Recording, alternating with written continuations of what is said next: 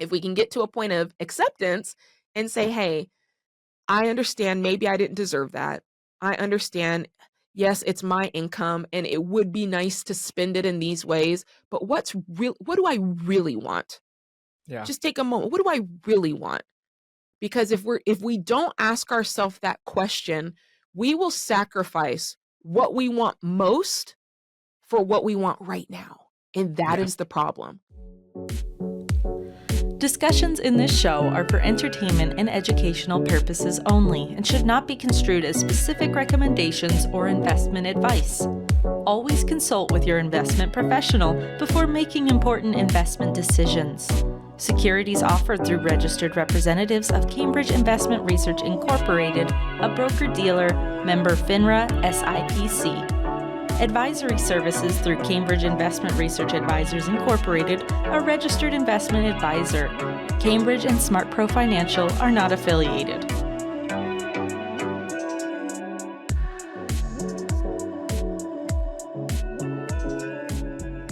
Jade Warshaw, welcome to the podcast. We're so excited to have you and be able to talk about your new book, What No One Tells You About Money.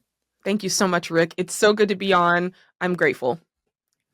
So the thing that really stuck out to me is going through your story. You're really open about it. You talk about it on the air all the time on the Ramsey Show. You've now written a book about it, going through your journey, your story. Were you always this open when you started in 2007 going through it? Or is it one of these things that you talk about in your book, the emotions of debt with guilt and shame? Was it something you felt like I have no one to talk to? Maybe it was just you and Sam, your husband, or were there other people along that journey with you? That's a great question. In the beginning, no, I did. I kept a lot of it to myself. Whatever your experiences can feel normal to you simply because it's your everyday life. And so in some ways, I didn't even realize it was as extreme as it was, if that makes sense. It wasn't until we started saying little things like, oh, we're paying off our debt, or we really need to stick to our budget, or our friends started seeing what they probably thought was weird behavior, us not having furniture or us going and becoming a one-car family, that sort of thing. And then I started realizing, okay, yeah, the people around me aren't doing this. The people that I'm hanging out with don't have this kind of debt. And then it did start to feel a little bit isolating. And part of that is, I think that as a culture and as a society, we can do a better job of just being transparent about what we're going through. Because if we are, yeah, if I had said right out, oh my gosh, I have $230,000 of student loans, I have, X amount of dollars of car payments, probably someone else would have gone, oh my gosh, me too. How are you dealing with it? Right? But I didn't do that. Instead, I kept it a secret. It was just between my husband and I. We kept our arguments a secret. We kept, our hopeless feeling a secret. We kept all of it a secret because there was shame, right? There's a lot of shame surrounding how you've handled money, the predicament that you're in. And it can be tough to know if you can trust other people to even share it. So. No, I think that's great. One of the things that stood out to me in your book is how open you were about your story from the start to where it finished and where it's going and how to coach other people. And one of the things that on page 19, I marked it because you wrote down all of those debts, everything on paper. There's power to putting the debts on paper, isn't there?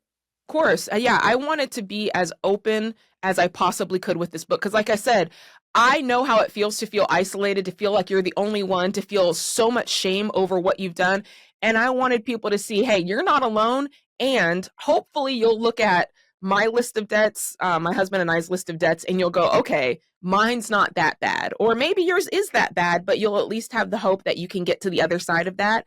And I just wanted to open up the lines of conversation because I don't know about you, Rick, but I didn't need advice from a quote expert or a guru or somebody who was, intellectually smart. I needed advice from someone who had been there, from somebody who's felt what I felt, from someone who's been in the trenches. And I wanted to make sure that anybody who reads this book goes, okay, Jade, she's down. Like Jade knows what it's about. Jade has sacrificed to the nth degree. Jade is not judging me. I just want people to feel so comfortable reading the book to know, hey, we're together, we're sisters, we're cousins, we're family in this. I'll tell you what, looking at that list, it like put something in me that all of a sudden I'm getting almost anxiety looking at it because of, oh my goodness, when you see it on paper, when you put all those numbers, even the little ones, and how they add up so fast. For our audience, that's $460,000 of debt that you paid off. And some people might go, well, I bet that's the mortgage. Like, nope. It's in there, but it's not, it's a small percentage Very, very of small. that. Yeah. It's everything else that stacks, and those little things over time. And I think why I enjoyed this book and enjoyed listening to you so much is because this is almost not almost, this is your Ramsey story, right? You're a Ramsey personality, you're co-host of the Ramsey show, and people go, oh, I know Dave's story. This is yours, and it's real. Like, you've lived this. So going back to those gurus or experts that are out there, it's advice, but maybe it's not lived. And in your situation, it's lived. Like, you went through this. So these emotions and these things that you went through are real. Yeah. And it just comes across in the book so well. A man with an experience is never at the mercy of a man with an opinion. And that's kind of, that's one of my quotes in life at this point, because yeah, you can learn a lot from a book. You can learn a lot from going to finance school. You can learn a lot through getting certifications. But at the end of the day, I want to talk to somebody who's done it, right? That's right. You have a line in here where you're talking about the emotions of debt, the emotions of finance in general, which is so important because like you guys say all the time, it's 80% behavioral, 20% math, right? And looking at your situation and the emotions behind it and what you guys are able to accomplish, you talk about this idea of fear and guilt and pity and anger. And my question is were those feelings, were they aimed at yourself? Were they aimed at other people? Were they aimed at institutions? Where'd you find that those feelings were percolating up from and directing them towards, that you maybe had to redirect them to accomplish your goal? Well, it depends on the emotion. So, something like anger, it can run the gamut, right? A lot of us are angry at a system, and I can relate to that. You come through a system that tells you, hey, at a young age, you need to build credit. And it tells you, hey, at a young age, you must go to college. If you don't go to college, you're behind in life already. And it doesn't matter if you can't afford it. We'll give you student loans. And it doesn't matter that you're 18 years old and you should not be making a decision on whether to borrow $20,000 or $30,000. We're just going to give it to you. No problem. We're not going to ask any questions. So you pick up the student loan and then you get a degree, and the degree in your field maybe doesn't work out the way you thought it was. Or maybe you get into med school and realize you hate med school, but you're already on the hook for the loans, right? Or let's say in a best possible scenario, you do get the degree, but now you've graduated college and they tell us, hey, you need a car. You've done good. Give yourself a reward. So you get a car note on credit again, and then you buy a house that's too expensive. And we do everything that we were told to do. And then we look up and we go, hey, where's the reward? Is my reward that I'm just stuck in crippling debt? Is that it? Because that's where most of us are today. We're like, hey, I've got the debt, but I also can't barely afford groceries. So what did I do wrong here? And there's just kind of this incongruence. And what that translates into is anger at the system, anger at administrations, whoever's in the White House at the time, anger at our parents for letting us sign up for student loans, angry at our spouse because they, have a car loan that's even higher than our car loan, right? And so we're just so mad. And then there's the anger that happens kind of at ourselves, which is like, man, why did I do that? It's kind of like that buyer's remorse, that regret. I can't believe I did that. I can't believe I let that salesman talk me into getting solar panels.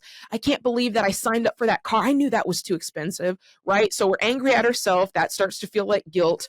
A lot of us are angry at our spouse, right? It's like, we said that we were going to spend less this month, but your spouse is still, stopping at the gas station, still getting a Mountain Dew.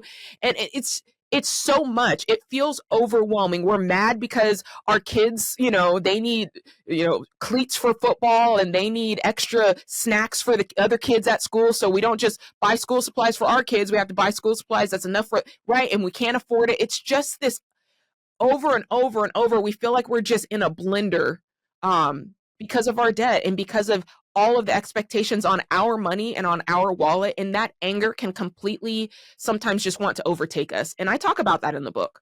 You do. And one of the things that you talk about that I thought was really impressive is you spent time talking about the fact that, hey, we're newly married. We're figuring this out. your husband are figuring this out, but you said, I could see the money issues, the debt change some personalities where defensive about things, or that shame of, man, this was my student loan. I came into this, or this was my issue, right? Or I made these decisions prior to go to school here or to change career. Can you talk about, for people that are newly married, but also just going through this for the first time, maybe actually looking down at their finances and going, oh my goodness, we have to do something because we can't breathe. Yeah. And we're not living the life that we want. What were some of those, not just arguments, but what were the things that you saw that you go, okay, these are some warning flags that couples have to be aware of when they're going through this journey together? Well, the first thing is you've got to be willing to have the conversations, right? The truth is, my husband and I, we've always been, we're just very, very compatible. And so having open conversations for the most part was always easy for us. But I started noticing early on when I'd say things like, hey, tell me again how much your student loans are. I knew it was a problem when he was like, well, I think it's somewhere around like 100,000. And then I'd see a bill, or I'd see, the payment go out, and I'm like, that's a high payment. And I'd ask again, I'd be like, did you tell me your student loans were 100,000? And then be like, well, they might be closer to 120. Like, the answer kept changing. And I was like, do you know the answer? You either know it or you don't. So I was kind of taking him to task on that a little bit. And I started realizing that conversation, there was a lot of tension there.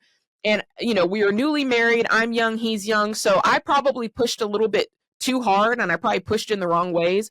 In retrospect, I could have done a better job at making him feel safe about it. But I want to know the answer. Tell me how many student loans you have. What is the problem, right? That was more my approach. And I think that made him retreat a little bit, because think about it. When you're dating, when you are presenting yourself to the person you want to marry, most of us are at our best, right? We're making sure that our behavior is on point. We look good. We smell good. We sound good. The last thing you want to waltz in and say is, hey, by the way, I know you have this wonderful picture of me, but I also have $280,000 of student loans, right? Nobody wants to say that. So I think part of that was a little bit of a protective mechanism. And I think the other part of it was he didn't know the number. He had co-signed these loans. His mom had co-signed half of them. He had signed half of them. And when you're 19 and 20 years old, you're not aware of everything. And so I think part of that was you don't understand how interest works. You don't understand how quickly it accrues. So I think there was confusion on his side of, yeah, when I signed the note, it was 120, but I feel like I saw something that said 150. Is that a different loan? Is that interest? I don't know. So there was a lot of it that he was confused about. And now in retrospect, I can appreciate that. I can understand that. But at the time, there was just so much confusion. So as much as you can sit down with your spouse, ask the right questions, and try to do it without judgment. Try to just say, hey, my goal is for us to be on the same page with this. I want to help. Let's get to the bottom of this. Let's just log into the accounts, right? And just assuring them that, hey, I'm not judging you. We're on the same team. I want to help with this would be my suggestion. How was there any tension with the timing, in the sense that you started this journey in 2007, right? 2008, 2009, we're going through this huge financial recession.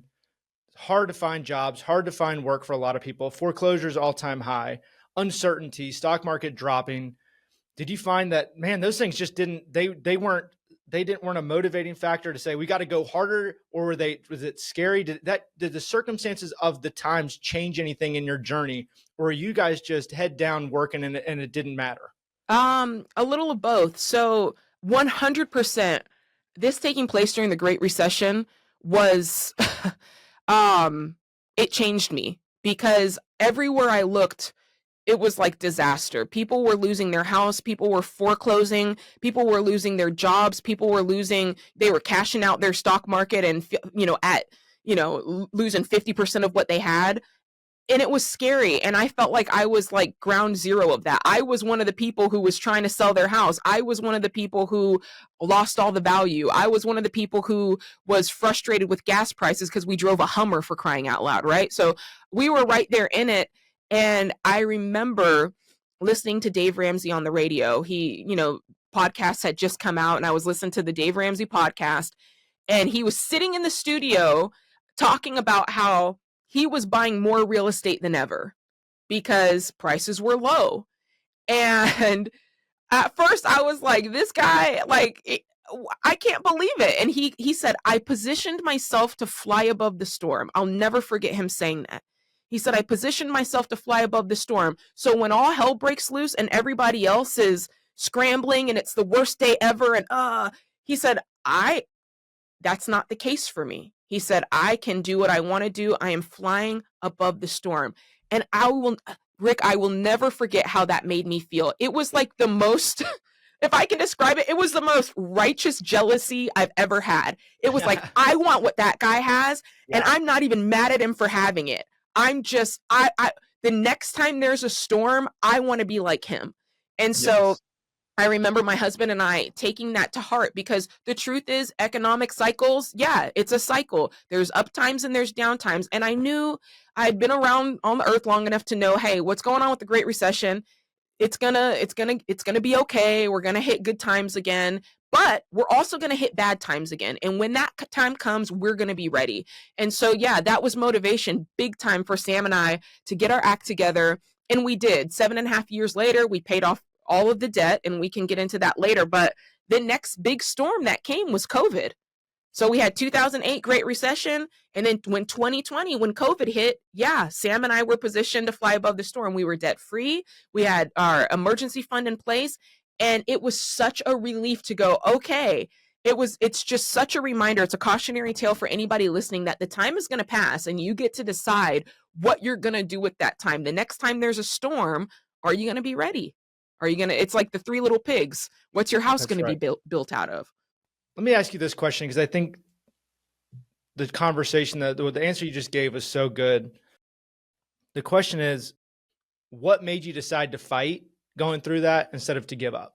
So a lot of people, they go, I'm going to give up. I'm going to walk away from it. I'm going to start over, whether that's bankruptcy or just negligence to it. And just, I don't care. The blaming somebody else. Like, I know there's motivation there from what you just said, but what was in you that said, I'm going to fight, that maybe people have in them, but they don't know how to find it? I will say, I will be honest with you. I really felt like I didn't have a choice, because when you have that kind of, which I think it was a blessing, when you have that kind of debt, the choice is very bleak. I'm never going to have the life I want. I'm never going to be able to afford a family or children. I'm never going to be able to, right? And so that just was not an option at all for me. It just wasn't an option. Now I will say, and I talk about it in the book, some people, I call it the most dangerous place to be with their money. Some people, it's like, I make $130,000. I have $30,000 of debt. I can manage these payments, Jade. And so they keep the debt around until something catastrophic happens, like, I don't know, they lose their job unexpectedly, or a wife gets pregnant and suddenly has to stay home. It's like, it takes a catastrophic event for those people to go, oh my gosh, this was worse than I realized, right? For Sam and I, it didn't take any specific thing happening. I didn't, step off the cliff and break my foot and not be able to work. We just had a ton of debt. We couldn't make the payments. And so there's something good about kind of being in a position to it's like rock bottom. When you're rock bottom, the only place to go is up. And so that's how it was with Sam and I. There's a blessing about not having a choice, because you have to fight. That's right. There's one way. That's awesome. So one of the lines you talk about is, you say personal financial problems aren't really the problems. They're the symptom of something else going on. What do you think some of those deeper symptoms right now, that maybe it's society, maybe it's individual people you're talking to on the Ramsey show, people that are going to be reading this book, what are some of those symptoms that people need to be paying attention to? Boy, it can come across in a lot of different ways. I mean, if you're a person who every time something comes up that wasn't in the budget, it's a freak out moment. If you're a person that, you thought the check was going to come on Friday, but it's not coming until Monday, and now all hell is breaking loose in your life. If just bringing up the topic of finance makes your armpits sweat, right? If you know that you're avoiding, you don't even, if I were to ask you, hey, exactly how much money do you make? And you're going, well, I think it's like, well, sometimes it's, you don't really know the number. That means that you've been avoiding something, right? Um, there's so many areas, and it's just that it's a general avoidance. It's a general, I'm kind of having that ostrich behavior of keeping my head in the sand. Uh, or maybe you're a person who you feel the need to control all the money. Maybe you're the person who's like, it's on me. I don't even want my spouse to know. Well, there's a little bit of Yeah, secretism there, right? All that's of right. that, you have to ask yourself, why am I doing that? What's the purpose here? If you're constantly pulling out credit cards that have zero interest so that you can move the debt over there, so you're kind of playing the shell game with your debt. Right now you're thinking about, maybe I'll move it into a, maybe I'll move it over onto my house since the interest payment is lower, right? You're always trying to just find a way to move things around instead of actually doing the work to pay it off. All of those are signals that there's cracks in your finances. Think about this, if you're listening. What would happen if you missed one check? What would happen? Would things implode? Would you have to rely on credit cards? If you would have to rely on credit cards missing one check, there's something wrong. It shouldn't be like that. We've got to create that margin and space in our life. So there's a lot of ways. I call it, in the book, Rick, I talk about the check engine light, Mm-hmm. because that's really what it is. These little signals that we don't want to acknowledge them, because I mean, let's just play through it. When you get in the car, all you want to do is get to work, and you get in the car and you see the check engine light. It is like, oh crap. Like, you get the pit in your stomach. You're like, man, I know this is going to cost me at least $1,500, right? And you're just hoping it's a fluke. You're just hoping that the next time I get in my car, it won't turn on. It was all a bad dream. But you get in your car again and it's on again. And most That's of us right. put it off. We're like, I don't want to know. I don't want to know what that little diagnostic is going to tell me. And it's the same thing with our money. We notice these little things, guys. We feel it. We know the feeling of standing in the checkout and we're just praying that our card goes through. We know that feeling. And instead of looking under the hood and checking a little bit deeper to see what's really going on here, we're afraid of what it's going to cost us. We're That's afraid right. it's going to cost us sacrifice having to pay off debt, sacrifice maybe having to work extra, sacrifice of having to sit down with our spouse and tell them the truth, right? And so we put it Mm-hmm. off and we're hoping it's a fluke. We're hoping it goes away. It's not going to go away. And if Yeah, you don't check on that engine light, eventually it gets worse and worse, and you end up broken down on the side of the road, right? that's And it's right. the same thing financially. Yeah, there's a lot of people that check engine lights on. And they put that little piece of tape over it or a picture, right? I'm not looking at it. I'm avoiding reality. Yeah, and that's the same with finances. We see that all the time when we're talking to clients. As financial professionals, we have those deeper conversations that maybe they're not having with other people. They're definitely probably not having with it. Their That's hopes right. and dreams, but also about the things that are holding them back, the things that make them nervous and worried. And those little symptoms you can see throughout those conversations of what's happened in people's lives when it comes to their finances. So I think that's fantastic.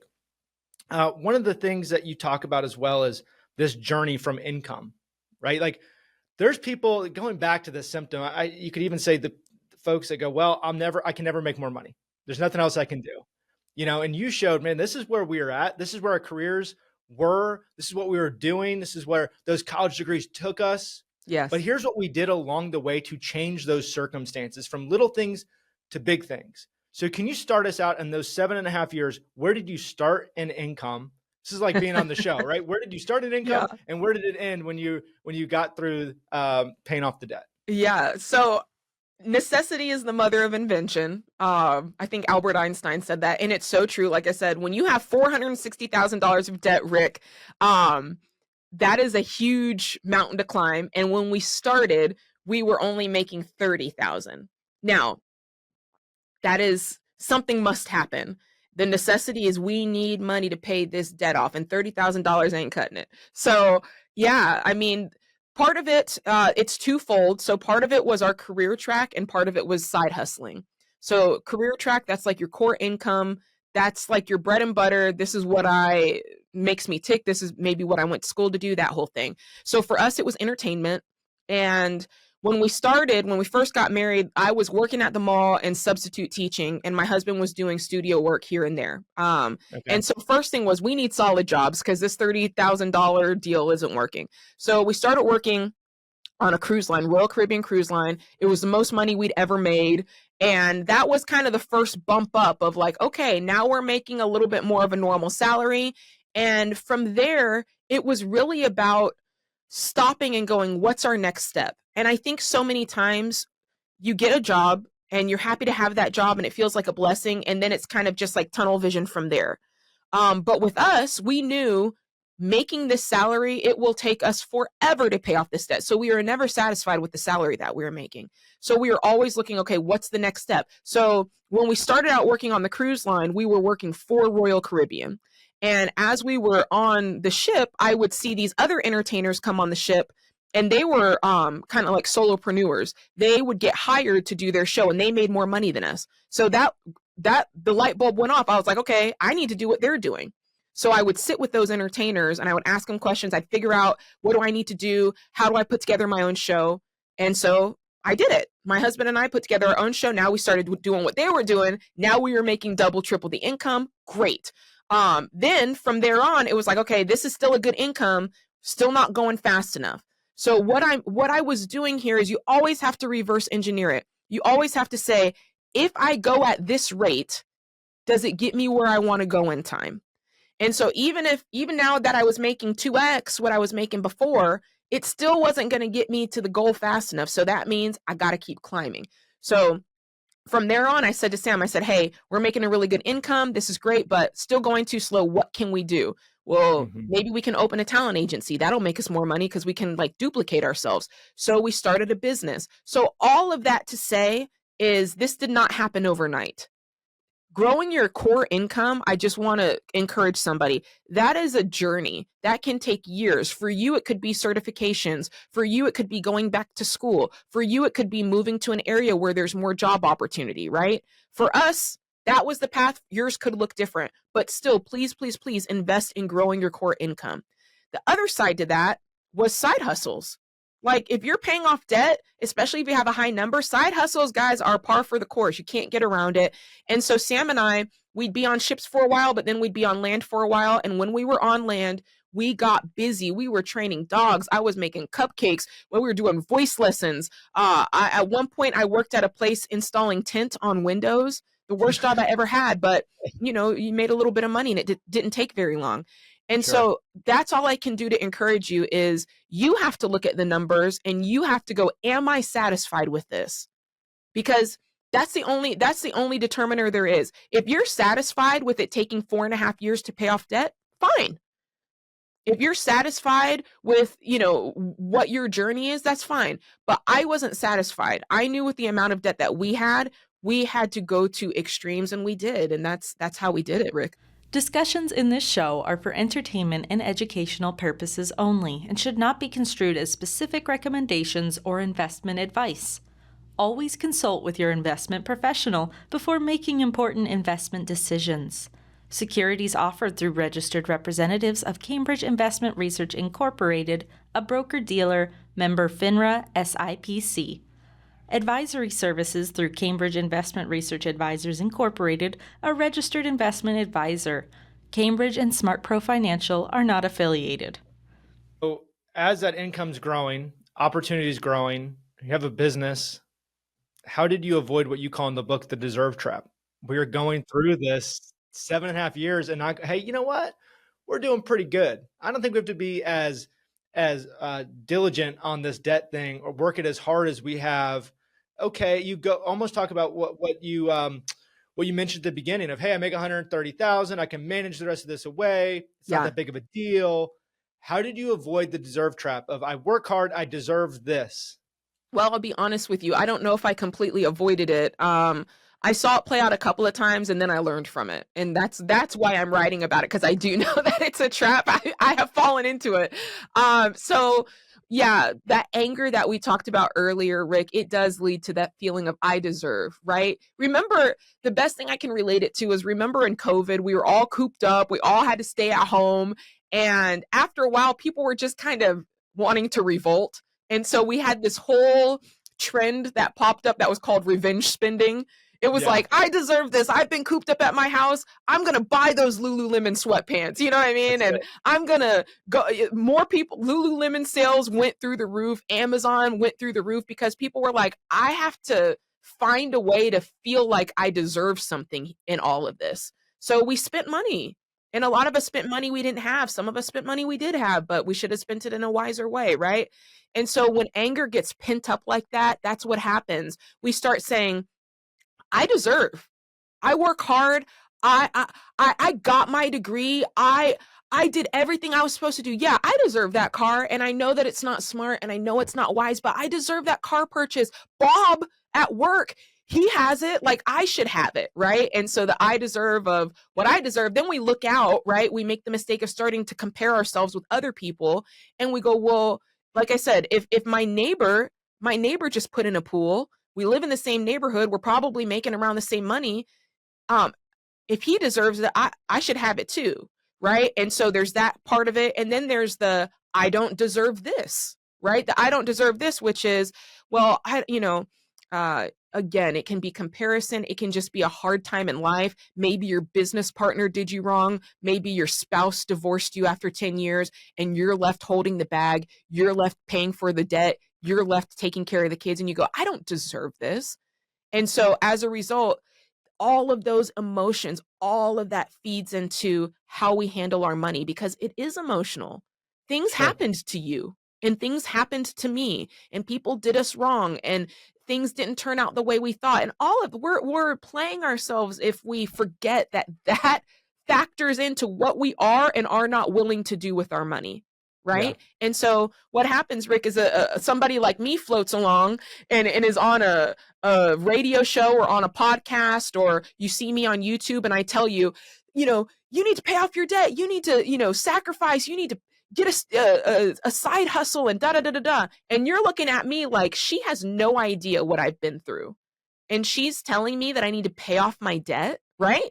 You're just filtering it through what you've been through. And I understand that. But if we can get to a point of acceptance and say, hey, I understand maybe I didn't deserve that. I understand, yes, it's my income and it would be nice to spend it in these ways, but what do I really want? Yeah. Just take a moment. What do I really want? Because if we don't ask ourselves that question, we will sacrifice what we want most for what we want right now. And that is the problem. Most of us, if I can just talk directly to the person who's listening right now, most of us want peace, right? Most of us would love to just be able to sleep at night without our heads spinning about this bill and that bill and what's going to happen if this happens and what about college and what about the car and what about the AC and the heater is broken, right? Most of us would just like peace. Most of us would love the feeling of going on a vacation without putting it on a credit card. Yeah. Most of us would love to go 1 week without getting in an argument with our spouse, right? That's what we want. That's the big want, right? But instead we sacrifice the big want for the little things. I just want DoorDash. It's just going to make it easier for me to DoorDash tonight. Or I just don't want to have to deal with what my mother-in-law is going to say. So I'm just going to go ahead and we're going to just drive over there tomorrow, even though I'd rather spend that gas money on something else, right? Mm-hmm.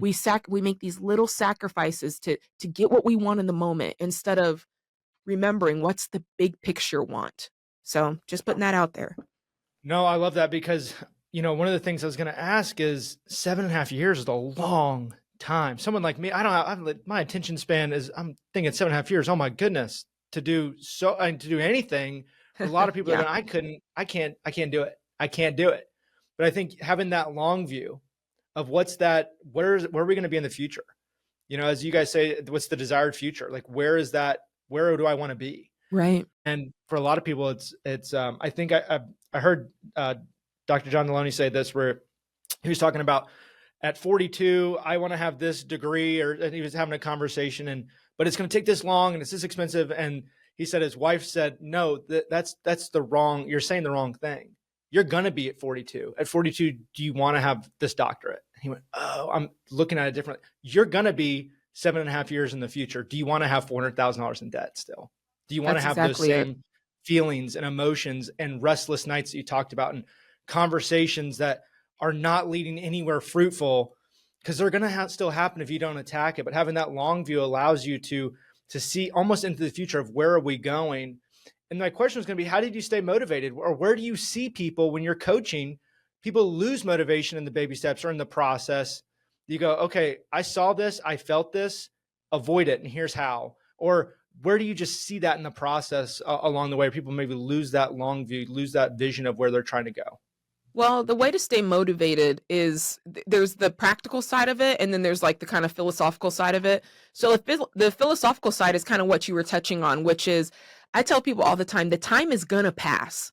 The time will pass. It's kind of like what we talked about earlier with positioning yourself to fly above the storm, right? The 10 years is going to pass, the 7.5 years is going to pass, and you can be in one of three situations. The year now is 2025. So let's talk about 2035.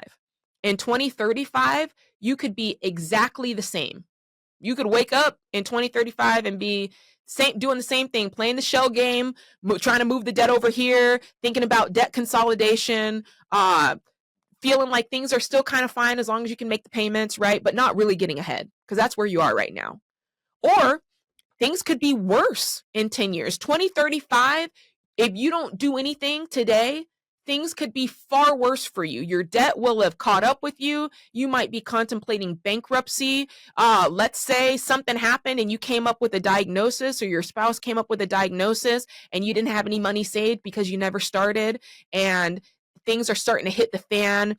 Maybe in 10 years from now, who knows what your life will hold. But if you don't make choices today, it could be so much worse.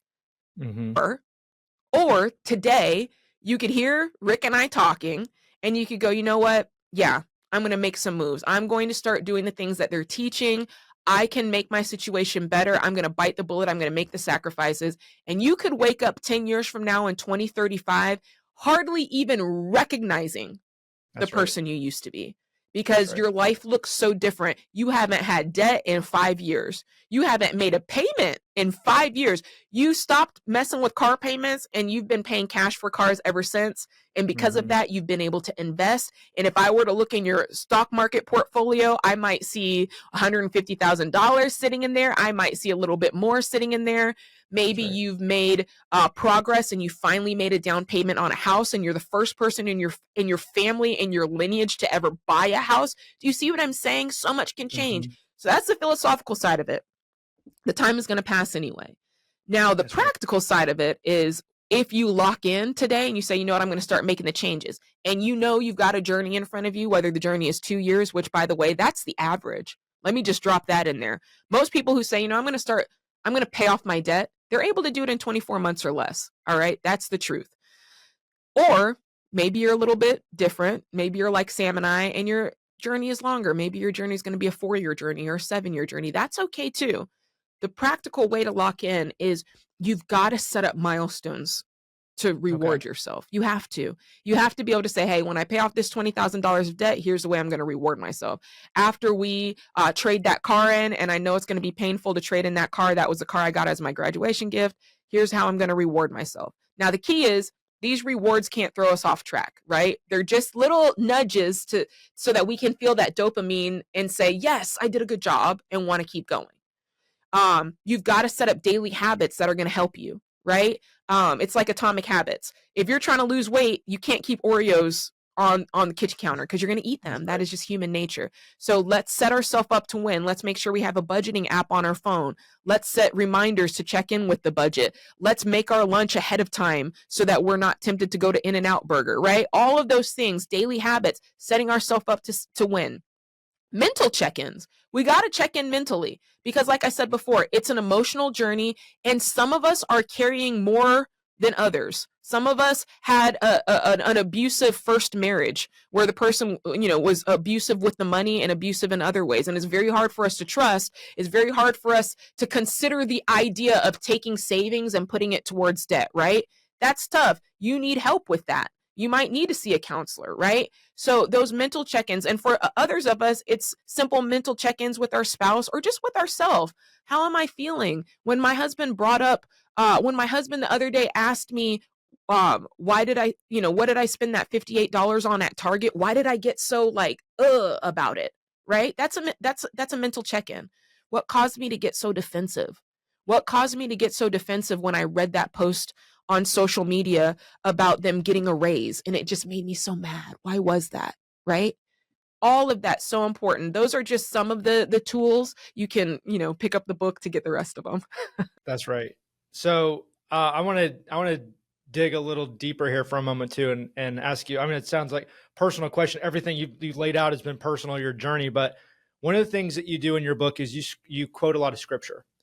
My question for you is, during this process, did your relationship with God, did it grow to be better, or is it strained with the stress you're going through and the why, or was it, no, this is a rock, this is a place I can go to? That's such a great question. Yeah, I am a Christ follower and I have been since a young age. So there were certain scriptures that it was almost like a proving ground. When I would read them, I would go, okay, am I doing that? Or is this fruit, like, is this showing in my life? And if not, why not? You know, I remember reading like something like John 10 saying, the thief comes to steal, kill, and destroy, but I come so that they'll have a rich and satisfying life, and I remember thinking, okay, my life doesn't feel rich or satisfying right now. Is that on me or is that on him? Right. And so that's the question. And I realized, no, that's on me. If he's saying like, this is what I'd like for you to have, maybe I'm doing something that's standing in the way of that. And in this case, yeah, it was my debt. Like, it was those choices. My husband and I chose to go into debt. And so knowing what the promise was made it make more sense to go after it. Does that make sense? So in that way, scripture kind of played the role of defining what my life was supposed to look like. And then I could look at my life and go, well, how do I get in alignment with that? Because that sounds wonderful.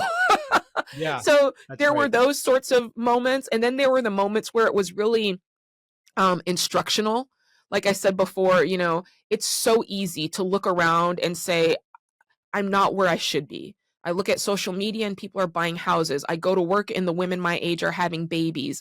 I go to church and it seems like everybody's getting married and starting their life. And I feel so behind. It's so easy to compare. But I hear scripture that says, hey, you were running a good race. Like, what caused you to stop? Like, what caused you to forget the truth, right? Or I look at a verse that tells me, hey, you need to give careful thought to the path of your feet. You're over here looking at everybody else. You need to look at your feet, ma'am. And so those were kind of instructional moments of, okay, I'm spending too much time comparing myself. And so scripture is so helpful. And hear me, you don't have to be a Christ follower. The Bible is the oldest book and it is the biggest book on wisdom. So if you're just looking for some wisdom, I encourage you to open it up because it is a manual on how to handle life. And you will learn so much just by opening and reading it. It has the wisest words that you will ever find in history in there, and they are applicable to this day. And so that's why I quote it, because the same way that we'll quote Socrates, in the same way that we'll quote, somebody from back in the day, I'm like, let me quote Jesus because he knew what he was talking about. And so I quote him just like anybody would quote any other wise theologian, because the words work and the words are full of wisdom. And in my case, they are a reflection of my faith. No, I love that. So I had I've been a financial professional working with Ramsey fans as a smart investor for 12 plus years. And I had something that happened for the first time that I can really remember. And it actually caught me off guard. And I want to see if you can help with this thought. So they're hit baby step 7. They've gone through this. They're winning in every category. Okay. Debt paid off, home paid off, younger.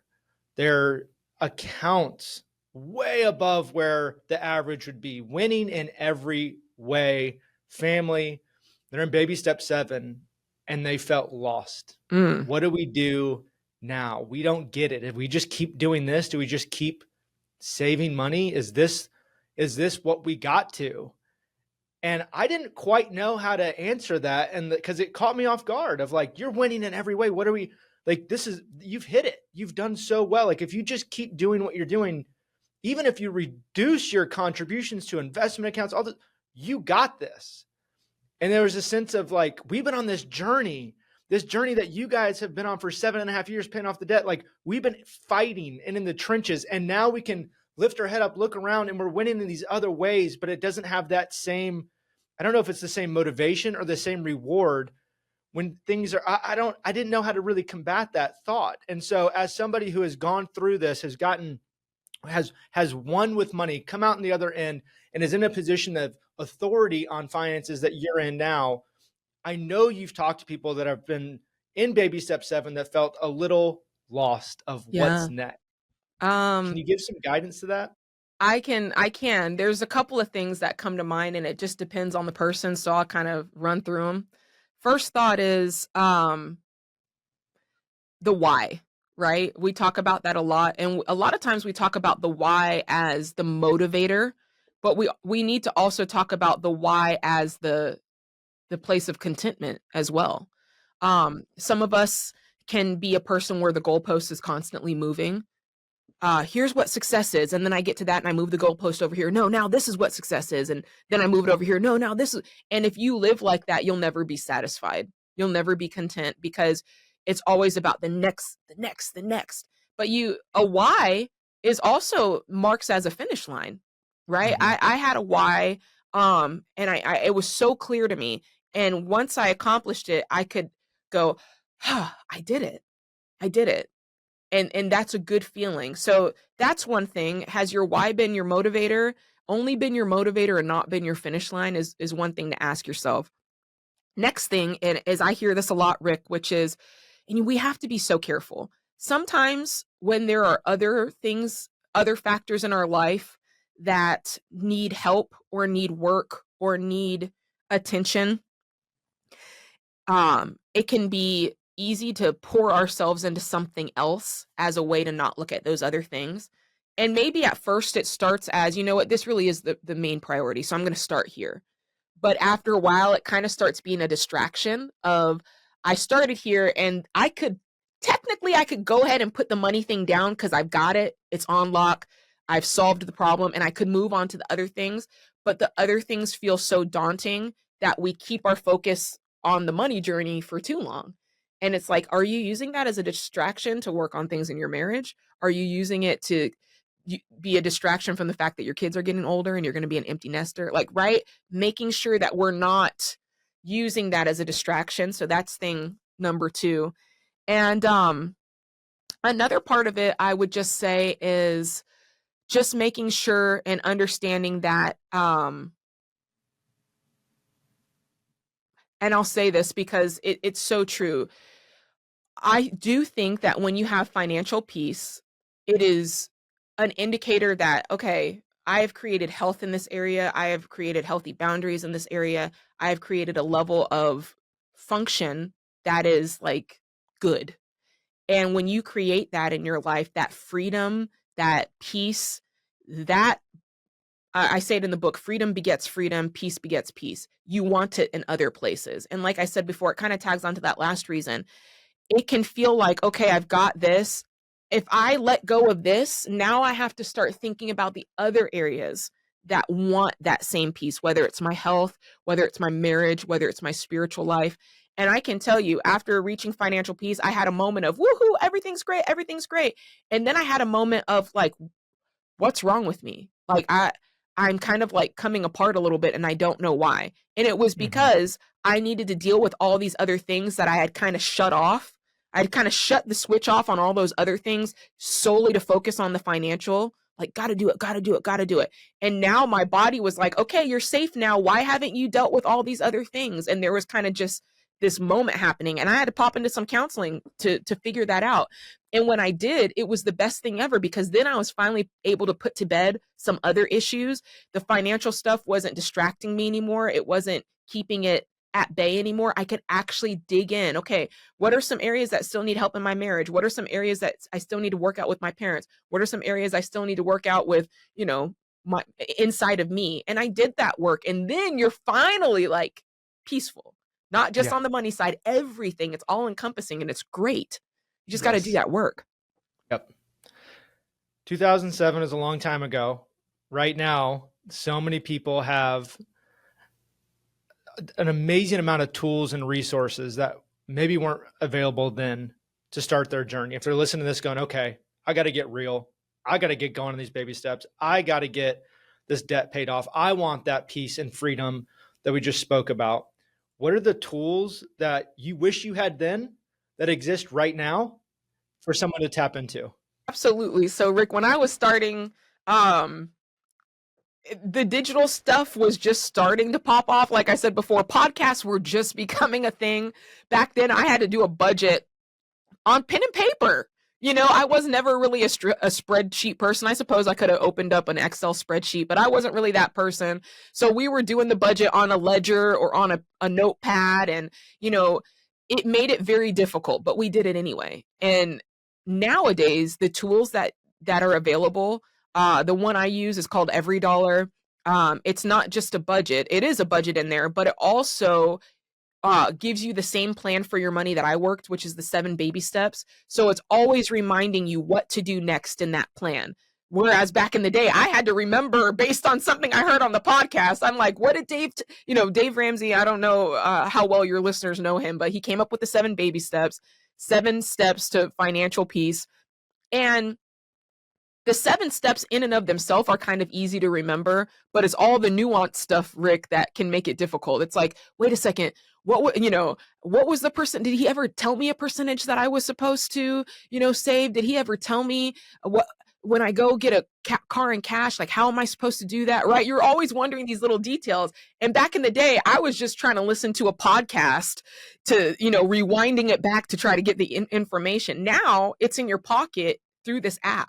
So all you have to do is answer a few questions about yourself, and it's going to prompt you with the next right step. It literally cannot be easier than this. Mm-hmm. You create the budget. It's going to say, here's the debt you need to pay first, right? It just does everything to help you win. And so if you don't have Every Dollar, please, please, please get it. I've been using it since it came out in 2015, and it just gets better and better every single year. So you need that. You need a budget. So important. If you can find some community, that's the next best thing, right? You've got the tool, you've got the money stuff on this side, but now we need people. And one of the great things about Every Dollar too is you can get in there. You can get in webinars with real people. You can chat with a real coach, a real person who will coach you, and you can chat with them for free, which is pretty awesome. So there's community there. But I would also encourage people, I used to do something, it's called Financial Peace University. It's a class that if you sign up, we'll send you all the materials, and you can teach the class out of your house. So if it's you and, a couple of your girlfriends, or you and a couple of the other couples that or some family members, and you guys all want to do this together, we can provide community. We'll give you all the teaching materials, and you guys can get together, 7 or 8 or 10 of you in a group. And it's so amazing to have people who are trying to accomplish the same thing in a room together. So community is so important. So those are just some of the tools that are really important for you to have, and you can get them today. Well, one of the other tools is your book. And so what do you hope that readers take away from your book as we conclude our conversation? Yeah, the biggest thing I hope that people take away from What No One Tells You About Money is the idea that you can master this. You can take control of your emotions and actually use them as fuel. What was stopping you before, feeling frustrated, right? A lot of people stop because they're frustrated. They feel like they're doing so much effort and they're not getting the results. I'm going to help you with that. So many people feel so much guilt and shame. They're almost paralyzed. They don't trust their own choices anymore because of the bad mistakes that they've made in the past or the way they've been burned in the past. I'm going to help you pass that practically, tactfully. I will help you with that. Whether it's anger or pity, I'm going to help you get to a point of acceptance because, guys, you can do this. You can do this. I believe it, and I'm going to show you the exact steps how. The truth is, up until now, this has been missing. Everybody's been telling you about your numbers, your budget, what to do with your debt, what to do with your savings. It's not a numbers game. This is about you and what you've been through emotionally and the emotions that you're experiencing today. And you can't solve one without the other. So I'm going to help you solve that side of it. That's the side that's missing. And if you just give me, I don't know, it took me 2 days to read this book. If you give me 2 days of your time, it can change everything, and it will change everything. Yep, I agree. Thank you so much, Jade, for joining us and talking about your new book and just your story. It's been fantastic. Absolutely. Thank you so much for having me. It was a real pleasure. Thank you. Thanks. Hey, thank you so much for tuning in to this episode of Smart Pro Radio. I hope you enjoyed it. Look, our next episode is going to be a little different. I'm going to be sitting down with the other two founders of Smart Pro Financial. We're going to talk about why the company was started and, of course, ultimately, where is it going? If you found value from today's conversation, please make sure to like, subscribe, and share our content. And remember, we put out new episodes on the first Monday of each month.